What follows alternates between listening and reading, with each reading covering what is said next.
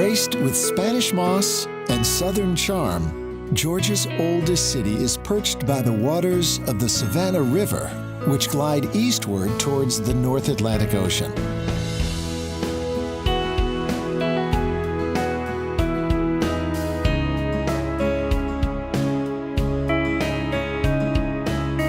Just a 2-hour flight south of New York, Savannah greets travelers with open arms.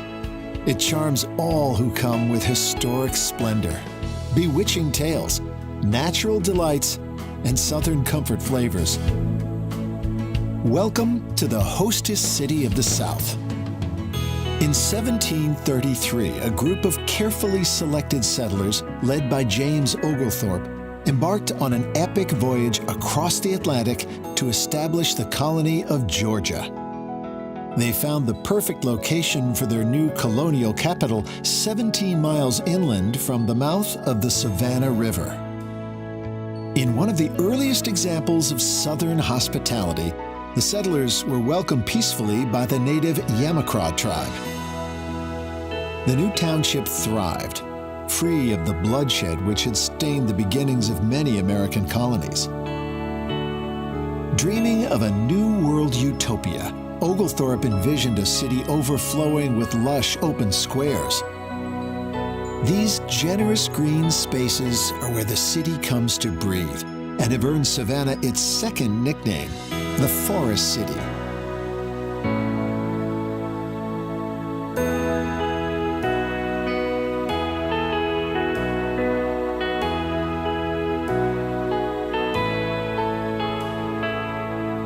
Start your journey in Savannah's historic downtown, where one of these iconic squares is never more than a 5-minute walk away. Each is an oasis of natural gifts, from the sweet aroma of magnolia and crepe myrtle to the ethereal beauty of ancient oaks.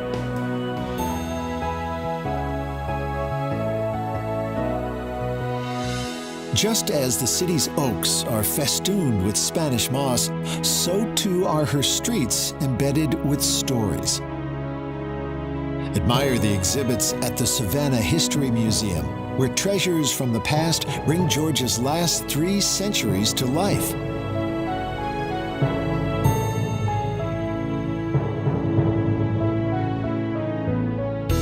Savannah's history is not confined to its many museums. It's alive in the bustling laneways and courtyards of City Market, a hub of modern Southern style.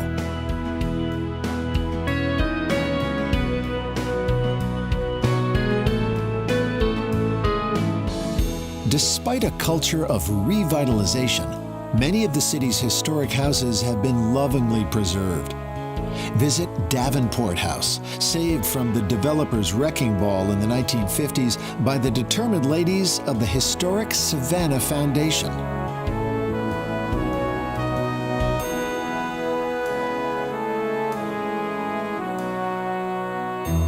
Tucked away in a leafy corner of Oglethorpe Square is Owens Thomas House and slave quarters. Wander the extravagantly furnished halls and learn about Savannah's upper class, whose wealth was built on the toil of enslaved men, women, and children. Then step inside the humble slave quarters for a glimpse into the injustices suffered by the black people who were imprisoned here. Finally, call into the Telfair Academy, a fine example of 1820s grandeur, which became the very first art museum in the South.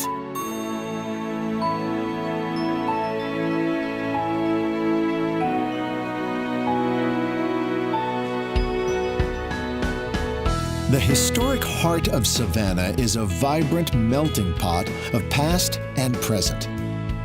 Wander along River Street, cobbled with ballast stones, which arrived in the bellies of trading vessels from across the globe. Today, funky restaurants, breweries, and shops have taken up residence in the cotton warehouses of old.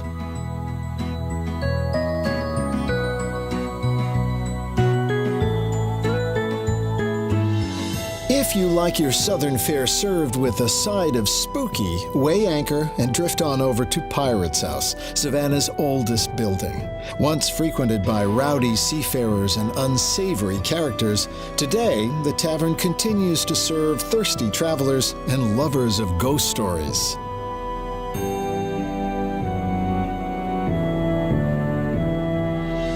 Tales of paranormal oddities abound in the city of Savannah.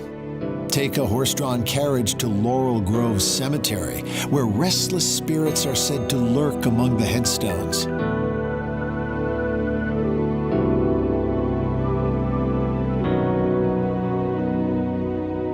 Moss-laden crypts and mausoleums can also be found at the Bonaventure Cemetery, made famous by the best-selling novel Midnight in the Garden of Good and Evil. Pay your respects at the hauntingly sweet burial site of Little Gracie, where they say the child spirit plays with toys left at her grave. But fear not. Despite reports of ghostly apparitions, Savannah knows how to soothe travelers with comfort food. Share a meal of home-style Southern fare with neighbors and strangers at the communal tables of Mrs. Wilkes' dining room. Then head to Leopold's and savor a scoop of creamy goodness from a 100-year-old ice cream parlor.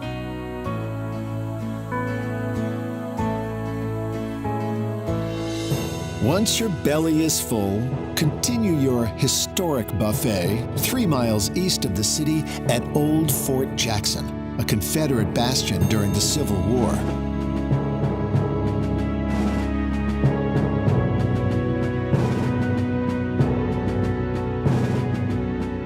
Travel further east to hear the crack of the 19th century cannon fire at Fort Pulaski National Monument, a Civil War stronghold overrun by Union troops after a grueling 30-hour siege.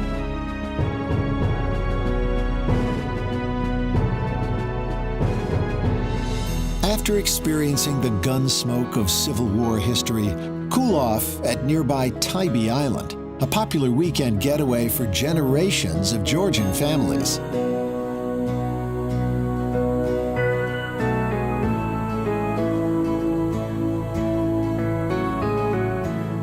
On your way back to the city, be sure to stop at the Wormslow Historic Site.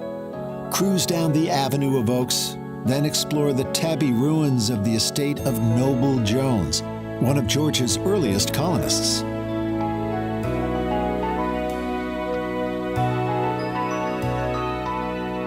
Back in Savannah's downtown, soak up the burgeoning creative scene in the Starland District.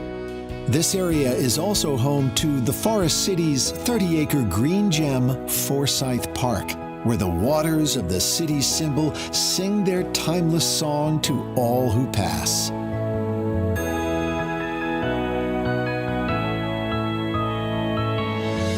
So come, traveler, come to a destination which opens its arms in welcome. Be embraced by the hostess city of the South. Eat of her bounty. Be swept up in her stories and fall in love with her irresistible Southern charms. Chances are you'll want to linger here for a while.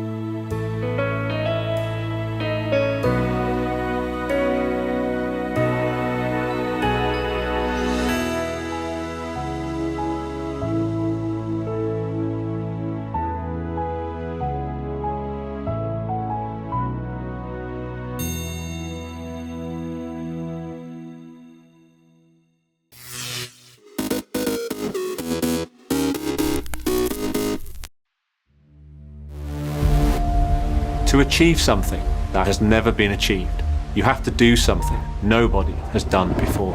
Mercedes is the inventor of the automobile, and today we're making history again. This has been one of our biggest challenges ever.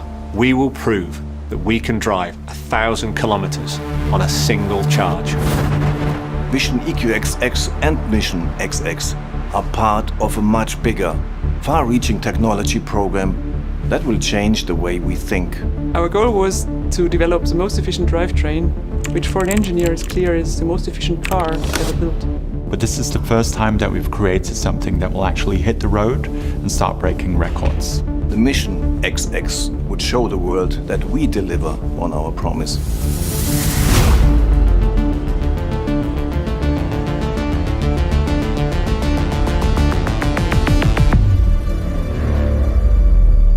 So Vision EQXX is not just a show car program.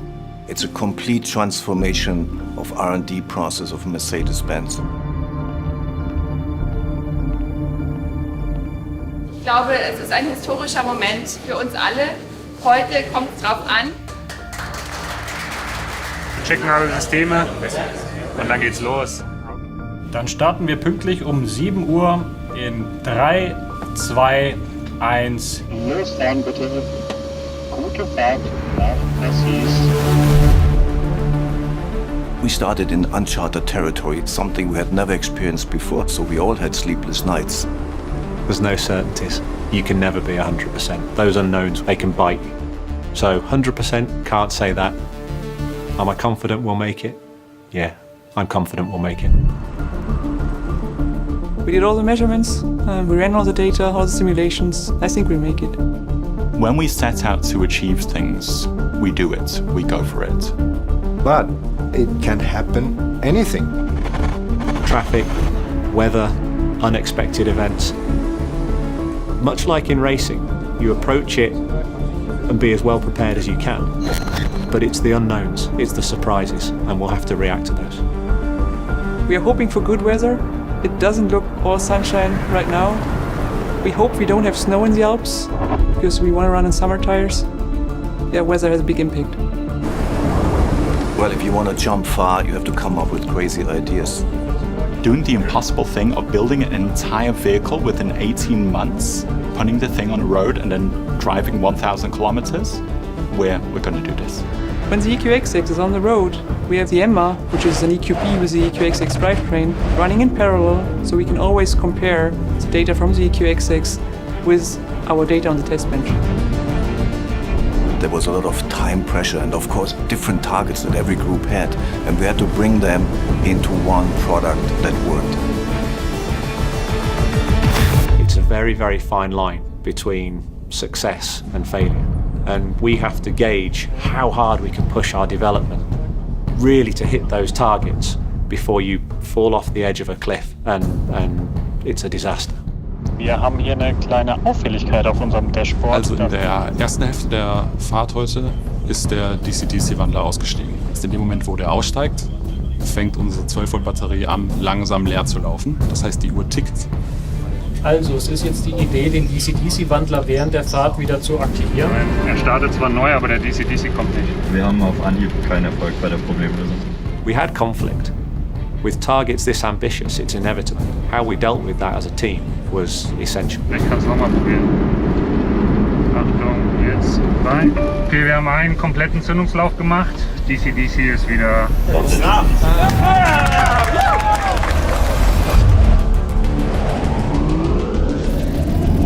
This mission is a huge challenge for our drivers. I feel they are totally excited and at some point really, really nervous to bring the Mission XX home.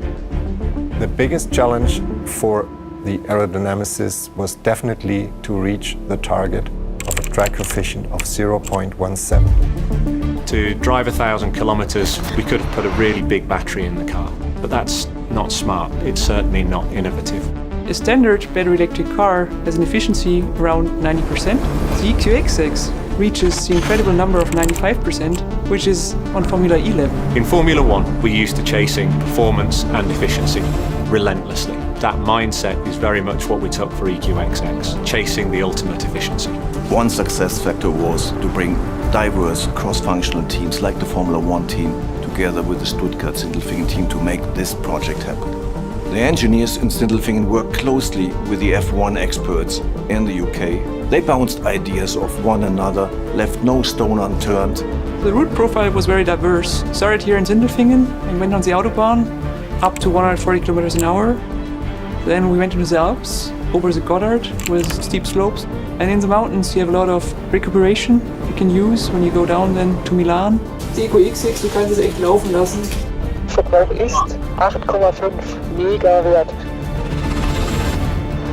Then it got sunny and we could use our solar panel. And then finally, when you drive down to Cassis, you have very small, beautiful routes. And you enter this little town in the harbor. 8. Also ich zähle die Nachkommastelle. Wir sind jetzt bei 8. 9. 1000 Kilometer.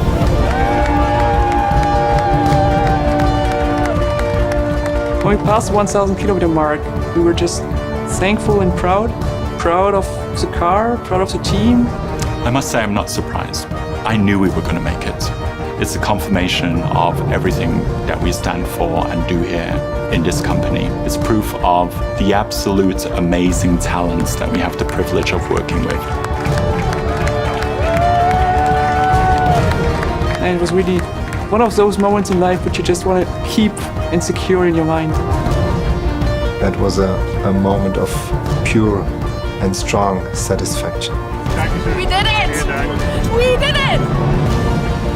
I'm so proud of the team achievement here. Everybody contributed here and we made it happen and we created the future of Mercedes-Benz. The teamwork, the morale, the spirit has been outstanding. With the road relevance now for electrification, I think that model is cornerstone of how we should work in the future. Failure was not an option for us. We were there to succeed. And we did.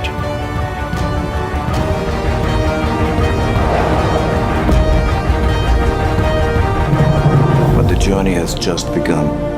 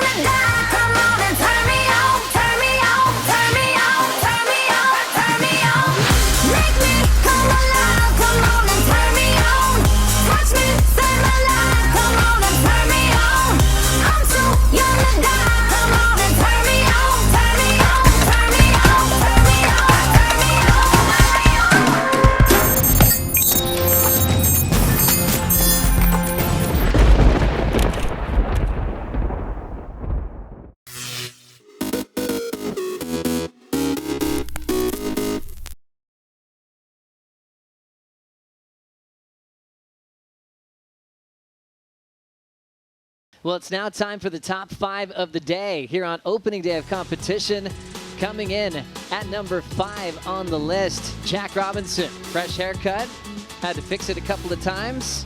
Still in rhythm after back-to-back events with this lethal combo he threw down this morning. Oh, just insane aggression coming through. Going for those airs right off the start as well and putting all that risk in and reaping the rewards. So cool to see Jack roll into competition feeling like he's just got all that momentum. It's tough to back up a win. He's already done that. Now, maybe he can do it for a 3rd time. Incredible performance there. Number 4, 5-time world champ Carissa Moore opens up really strong in the elimination round. I wanted more, and we got more because she took the long road to the quarterfinals, had to surf her way through the elimination round. And you know what? I think this was some warm-up time for Carissa Moore because she just took it to Punta Roca, Joe. I felt like she was just getting a nice steady warm-up through the opening round, lost to Courtney, then dealt with the wild card, Tia Blanco, and just had a nice, easy, controlled pace. Great wave selection. Carissa Moore, world number 1, into the quarterfinals. Number 3, Shannon, on the daily top 5. Medina on fire.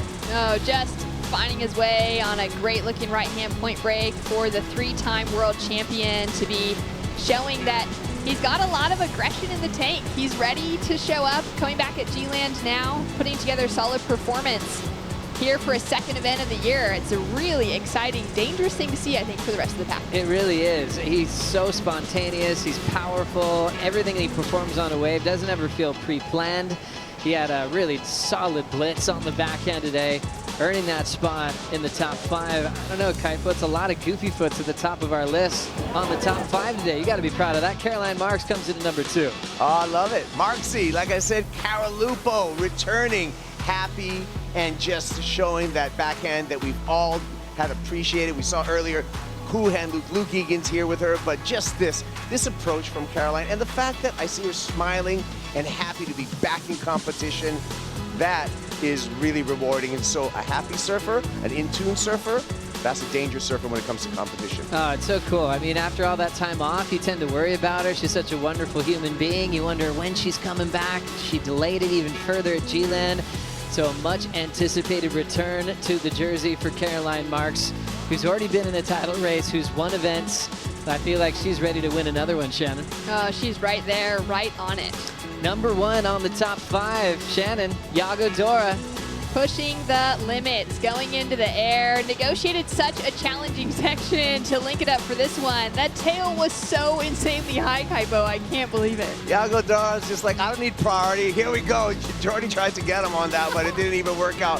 9-point ride, under priority. Sometimes you gotta dig deep into the bag and you come out with that golden nugget, and that's exactly what Yago Dora did. And even more important, after talking with him, is the fact that that gives him so much confidence, because he didn't really even know. He hasn't been pushing himself that hard. So to push himself that hard, to land that air, and to do it in the jersey, that's triple confidence.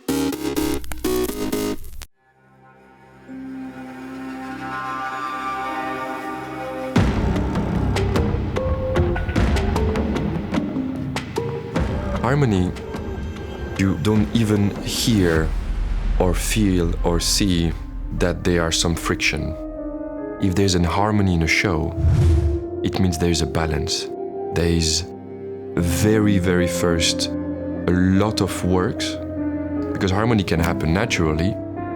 And in music, when the harmony is happening, for your ears, the frequencies are so perfect that you just feel so good by listening to that.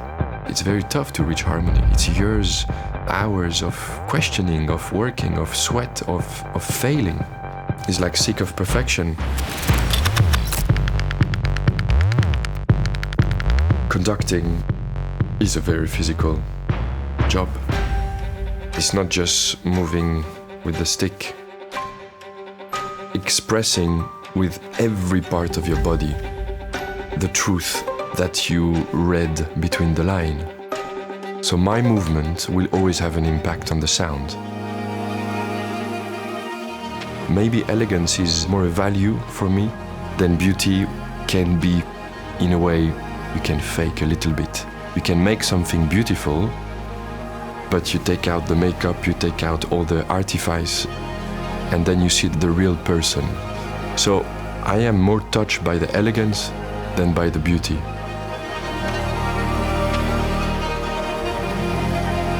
Nothing is easy when you try to work with emotions. Why opera and at the same time classical music is still relevant today is the only art that can give you that type of emotion that sometimes words cannot express, visual arts cannot express. It's everything together.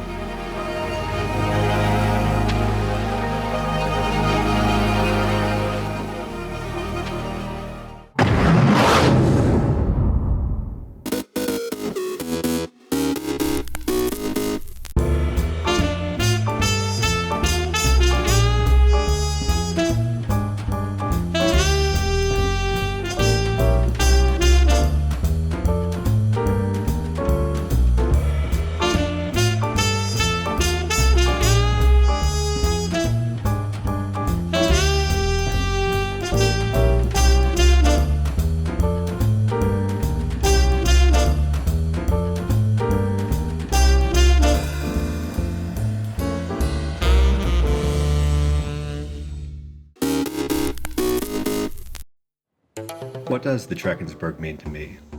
Well, in a word, it's widescreen. It's a cinematic landscape. It stretches from horizon to horizon. It's just huge. The mountains here are very distinctive. Their jagged peaks just pierce the horizon, and instantly you know you're in the Drakensberg because no other mountains in the world look like this. Everywhere you look, there's a great shot. The plant and animal life is amazing. I've just been stunned by the variety of birds, and there's such a sense of tranquility. It's just beautiful. The landscape seems untouched, but you look and there's rock art everywhere. It really makes me feel connected to the people who have lived here thousands and thousands of years before. But I think it's those wide open skies of the Drakensberg that will stay with me. That's what I'm going to remember.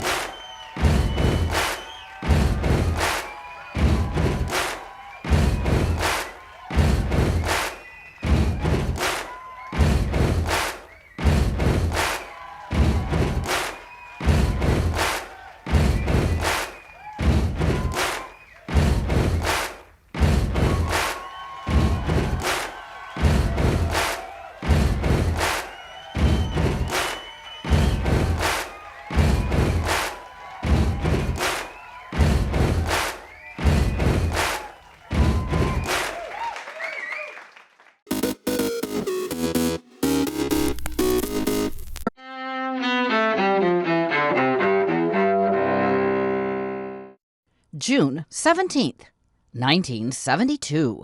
One of America's greatest political scandals begins to unfold in Washington, D.C.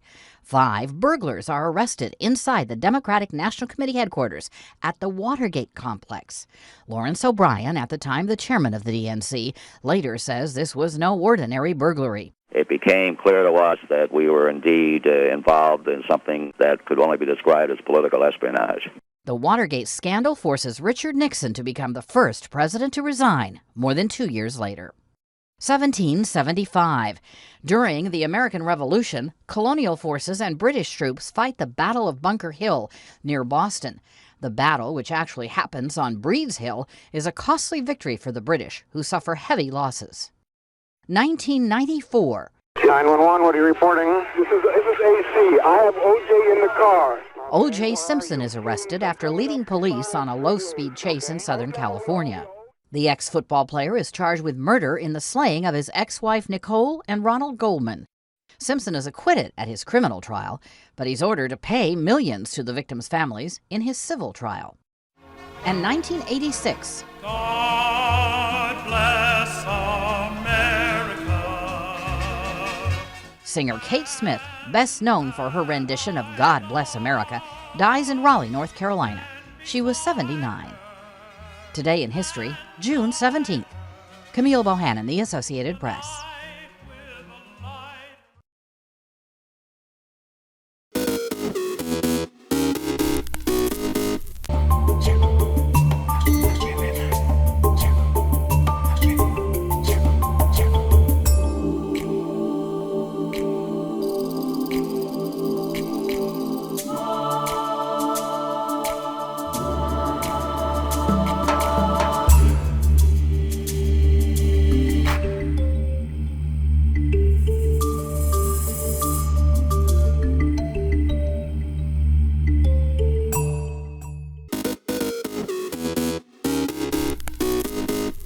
Welcome back in our studio, and in today's news,